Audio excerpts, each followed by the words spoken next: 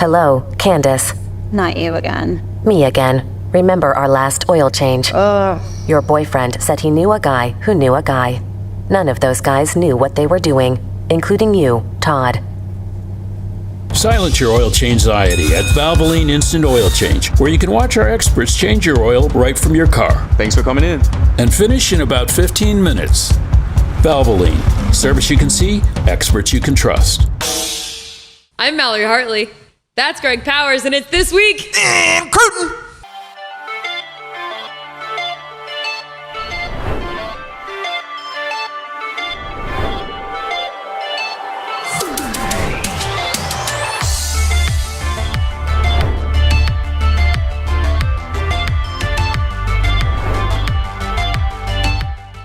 It's This Week in Recruiting, presented by our good friends at Chicken Express. Powers Thanksgiving is coming up this Thursday. Faux show. And if you don't want to cook on Thanksgiving, let me suggest a great alternative. Chicken Express. No doubt. And I'm going to suggest an even better alternative because this has been my assignment. So go get you a bag of rolls. If you have Chicken Express rolls with your Thanksgiving dinner, game changer. 2 years in a row. This will be the third year in a row that we're doing it. Really? Yeah, amazing. And I got to tell you, I try to set some aside so they don't all get eaten so that I can make sandwiches out of them the day after Thanksgiving. The most elite turkey or ham sandwiches you're going to have with your leftovers is with the chickeny rolls. That's very clever. I think I would go and get the mac and cheese. I was going to do a side for Thanksgiving dinner that came from Chicken Express. I think I would do the mac and cheese. Your auntie can't mess up the mac and cheese if you buy it at Chicken Express. No. That's a good rule of thumb to live by. It's a great rule. We kicked off our Thanksgiving already. We already we already had our Chicken Express. So we had a full Chicken Express meal when the family got together, and it was delicious. Everybody was happy. So everybody converging onto our household, we rolled out the red carpet and bought tons of Chicken Express. Oh, that sounds so great. You can't fully embrace the holiday season without having Chicken Express at least one night, right? Let's go.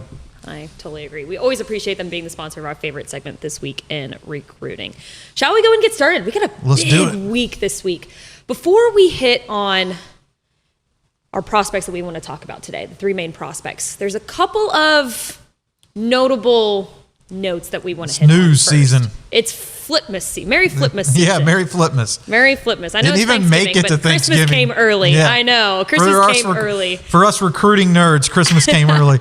Absolutely. And probably the most notable news that came out today, actually a couple of moments ago, was Cibolo Steel running back Jonathan Hatton flips his commitment back to Oklahoma from Texas A&M. He'll be reunited with one of his favorites, DeMarco Murray, running backs coach there at Oklahoma. A couple of other news and notes we want to hit on, but Powers, kick it off for us. Tell me a little bit about that flip. Well, Hatton has been one of the top-rated recruits from wire to wire in our DCTX Rising Hot 100.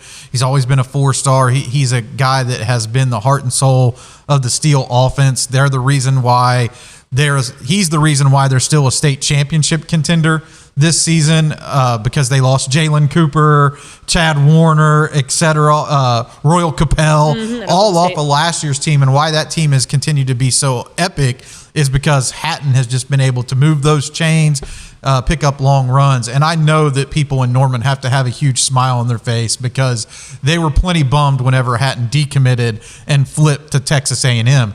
And this is the second time in this cycle that a top running back has flipped and then flipped back, because it was Rylan Morris a couple weeks ago, and this week it's Jonathan Hatton flipping his commitment back to OU. Huge win for Brent Venables and his team, which really is trending up in college football right now. I think that they're in almost all of the playoff pictures now for the championship race since they picked up a big win over Alabama and was able to beat Missouri last week. One big game left to go for them with LSU, but this close to signing day, I think that you can count Hatton into that class 110%. Absolutely, I agree with that. A couple of others that we wanted to hit on too. Jet Walker, the Georgetown running back, flips his commitment from Minnesota to Texas. This is actually his third college that he's headed to within the past couple of months there. I love that fit for him, especially because we got to see him a couple of weeks ago. And another kid we got to see a couple of weeks ago, Tristan Laughlin, Humble Kingwood's tight end. He played a phenomenal game when we went to go see him. We thought he deserved more love than he was actually getting in that moment, and he commits to UTSA. Well, I'm going to start with Laughlin because that was what you finished on, so I'll stay there. I thought of a good nickname for Laughlin, and I want to know if you agree with this. Okay. In my mind, since we watched him play, Big Smooth. I love it. Big Smooth is heading to UTSA. This is a guy that really plays. I mean, he runs really well, but he is so smooth with how he operates that he doesn't look like he kind of lulls defensive backs to sleep. We saw him score 3 touchdowns against C.E. King, a guy who can stretch the field. And I've watched UTSA's tight ends in games this year. He fits in exactly with what they're doing with their tight ends. Would actually probably remind UTSA fans quite a bit of Houston Thomas, who's doing his thing right now for the Roadrunners. Huge get for them. He's the newest DCTX 3-star, as a matter of fact, Laughlin is. So kind of piggybacking off of his commitment to UTSA, that was something that was in the works. And Jet Walker, what a get for Texas. Huge. This is a guy who just continues to prove it week after week, year after year. He started at Lampasas, finished his high school career at Georgetown. He is undoubtedly, when you go to watch a game that he's in, he's going to be the first guy that jumps out to you. This dude is absolutely jacked. And he runs that way. He runs mean in the middle of the field. But I have to admit, one of the nuances of his game that I'm most impressed with is his ability to get to the outside as a power runner. He's not just running to the outside to try to beat defenses deep. He's running to the outside with purpose to pick up yardage. He's able to run laterally and still move forward. Right. Something that only the unique and most rare running backs, a quality that they only possess, and Jet Walker has that. He's also blessed with sub 1,100-meter speed. So, yeah, he's got the best of kind of all the worlds coming together. What a huge get for Texas to get him to flip from Minnesota. And he had just flipped to Minnesota from West Virginia. So they came in with a late offer for him. He's deciding to stay in state. And I say that's a win for all of Texas. Absolutely. I agree with that. And as of right now, we're only 8 days out from the 2026 early National Signing Day. And of course, we're going to celebrate that with our DCTX Early National Signing Day special. And we will have you covered all across the state with news and notes about recruiting. And that will be next Wednesday, December 3rd, live at noon. And we may have a special guest for you. We're not going to tell you who it is yet. We're just going to tease it. But we may have a special guest hop on and to talk about recruiting. Talking ball. Some recruiting, yeah. We'll talk ball. But yeah, join us next Wednesday, live at noon for our early National Signing Day special live on all of our DCTX airways and social channels. Shall we get into it? Let's do it. Let's do it. We'll start with our prospect on the rise. Our prospect on the rise this week is Carthage 2026 running back KJ Edwards. And the 5'9", 175-pounder is the newest DCTX 5-star in the class of 2026. Edwards is now rated as the number 4 overall prospect in the 2026 DCTX Rising 100 list. Powers, you just named the 4th 5-star in the class of 2026, which means there's only one 5-star left to name in the class of 2026. What went into this decision? Well, I mean, Edwards has been a guy that's burst onto the scene since his freshman season at Carthage. He was the offensive MVP in the state championship game. And he's just one of those guys that runs bigger than his listed size. As a matter of fact, I'm just going to say I'm the one that wrote and put 5'9", I'm going to say he's 185 because he's 185 in my mind. He's strong, he's fast, he's quick. He runs hard in the middle of the field. He's not just a gadget back. He is a true number 1 running back who can also catch the ball out of the backfield. This dude can flat out fly, and he gets it done. And if anything, we had already picked who the prospect on the rise was going to be right as the Jonathan Hatton news was breaking. So if anything, I think that this, at least to the Texas A&M fans, should shout, we are fine at running back in this class because we have KJ Edwards, and he's a Mr. Do-It-All. He's the type of guy that can really get it done. Over 1,400 yards or around 1,400 yards so far in his senior season. He's a guy that you can pencil down to be a 1,000-yard back, in my opinion. And I think that he will fit well into the SEC, and I think that he's going to fit that Texas A&M offense awesomely. Yeah, every time I've seen one of our friends, Jason Howell, out at a Carthage game, he's talking to KJ Edwards. He seems that he's pretty locked in with the Aggies. I don't even see any sort of movement there from KJ Edwards. But watching his tape, he's so much fun to watch. One of the things that I really liked about him, and I've talked to you about this before, is that he kind of creates his own opportunities, sparks his own opportunities by creating his own gaps through the line and like pushing himself through the pile.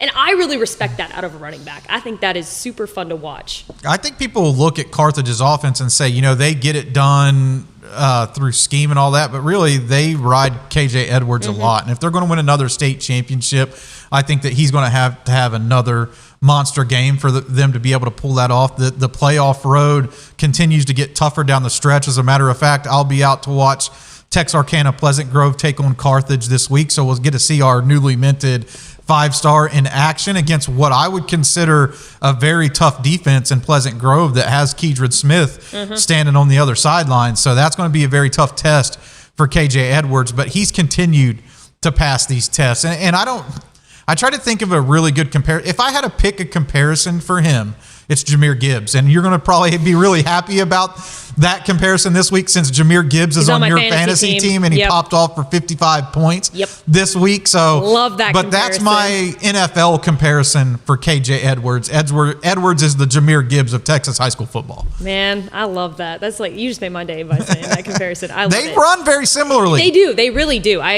agree with that. But if you take a look at the 2026 running back class, we've talked about it numerous times on our airways before. It is a loaded class. Good. It's so good. 9 out of the top 10 running backs in our class are ranked in the DCTX Rising 100. And guess who's the number 1 running back in the class that we have right now? KJ Edwards. Yeah, KJ Edwards. He's the best of the best in the biggest of the big football state in the entire world. Absolutely. He's our prospect on the rise this week. It's Carthage running back KJ Edwards, and he is a Texas A&M commit.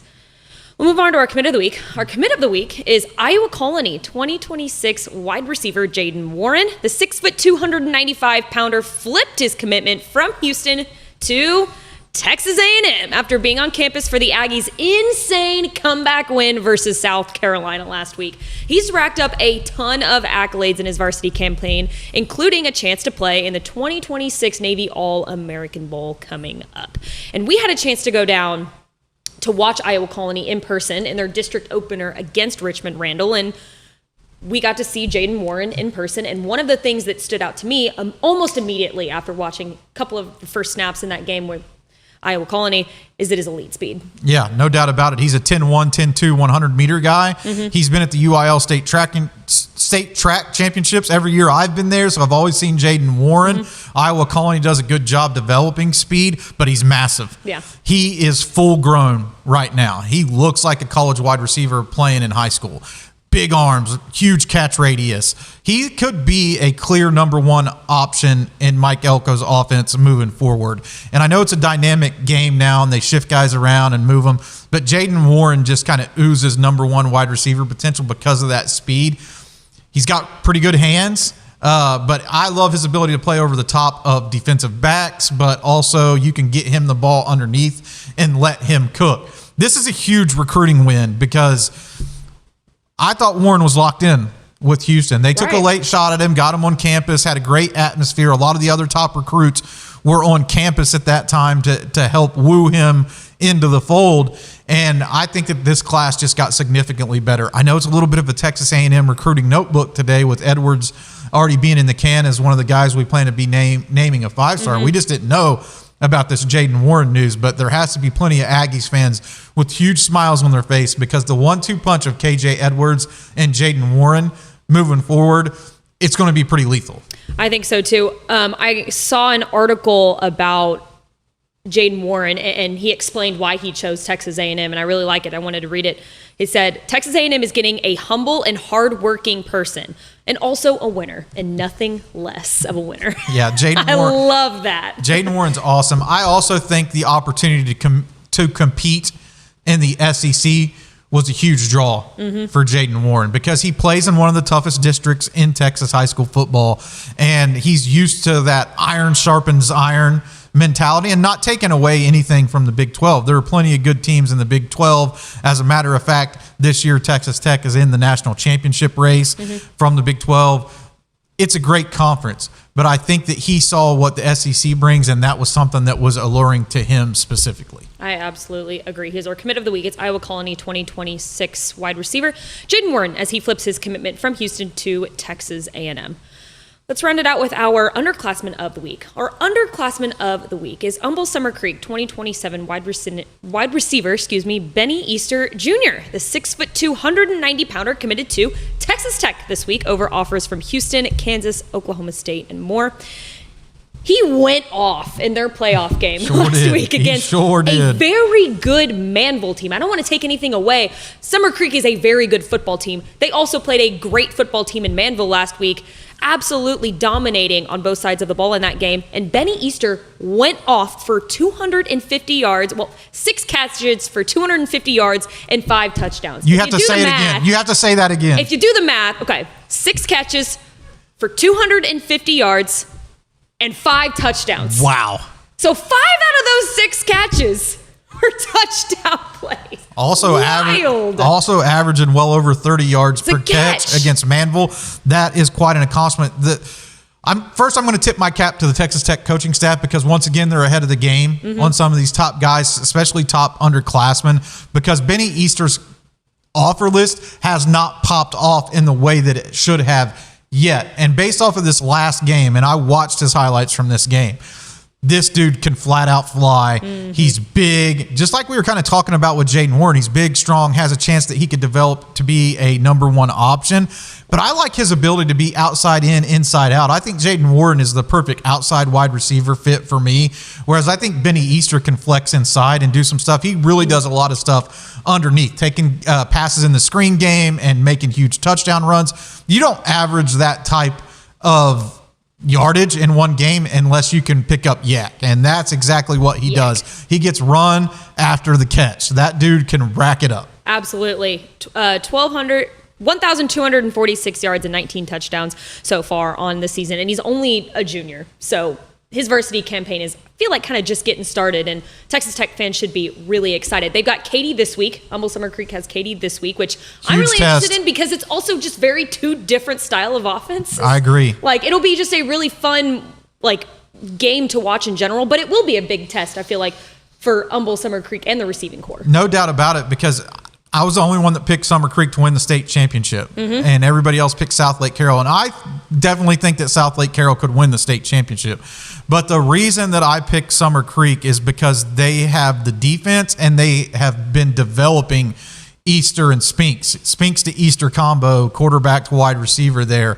And I think that it just continues to get better game over game. And we've really started to see what that potential could be last week. Right. And now Katy presents a completely different test because you really have 2 contrasting styles of play, because Katy's going to line up and run the ball right down your throat with Tremaine Hill. Yep. And you have to figure out if you're in a situation where you're trying to match them in time of possession, or you're trying to just run your own game plan and make sure that you're putting points on the board. Because Katy's going to score even if Summer Creek's defense plays well. In my opinion, Tremaine Hill's going to get 30 touches or 25 touches, and 1 or 2 of those, he's going to break something big. He's a really good running back. But Summer Creek has the opportunity to match those scores with a guy like Benny Easter. Should be a fun game. I also really like Larry Trey Brown, too, 2027 wide receiver for Humble Summer Creek. That's kind of like that one fun 1-2 punch there with Benny Easter and Trey Brown. They've got a great receiving core there, but it should be interesting to see what they do against Katy this week in the regional semi. One of the best games, right? That's got to be one of the best games for sure. Absolutely. I agree. He's our underclassman of the week. It's Humble Summer Creek 2027 wide receiver Benny Easter Jr. as he commits to Texas Tech.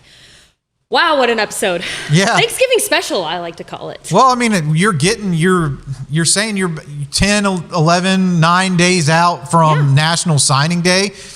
They're wanting to get you your signing day packet in the mail, right? Mm-hmm. They want to know who they're signing, what time can they do their press conference. The colleges want to know these answers.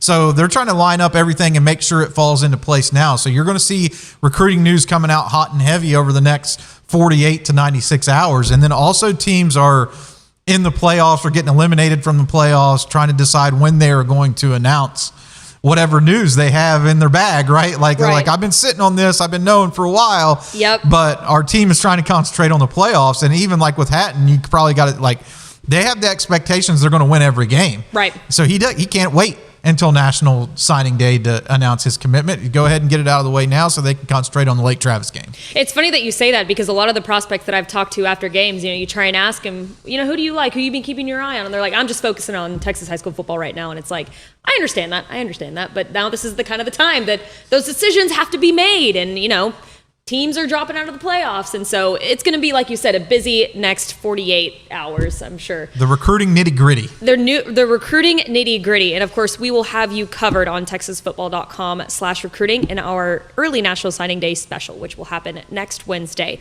live at noon. We'll give you all of the biggest and brightest Texas high school football recruiting news all across the Lone Star State. And one more big announcement I think we should announce. Okay, let's do it. Next Monday, I'm going to let you take the reins on this one. Next Monday, we will have a special reveal. Would you like to elaborate on that a little bit? I can't tell you who, and I can't tell you why just now, but we will be unveiling the DCTX Rising cover boy for the 2025 edition of DCTX Rising magazine coming out. I'm so excited. Yeah, it is the best cover ever. I say that, it's funny I say that year after year after year. I'm like, this is the best cover ever. It's going to be hard. You got Jonah Williams over your shoulder here with the Texas Tornado. That one's pretty good. It's going to be hard to top, but I'm pretty excited about the announcement for this year as well. And the Micah Hudson one was so good too. They just keep getting better and better and better. This one's elite though. Yeah. I'm really excited for you guys to see that. That'll be revealed live next Monday on Texas Football Today, starting at noon on all of our social channels. I think that'll finally do it for us. It is a lot of recruiting news, so always keep it locked on texasfootball.com/recruiting. We will have you covered from top to bottom on there. For our producer, Sam Moore, Director of Recruiting, Greg Powers, I'm Mallory Hartley. We will see you next Wednesday, live at noon for our early National Signing Day special. We'll see you then.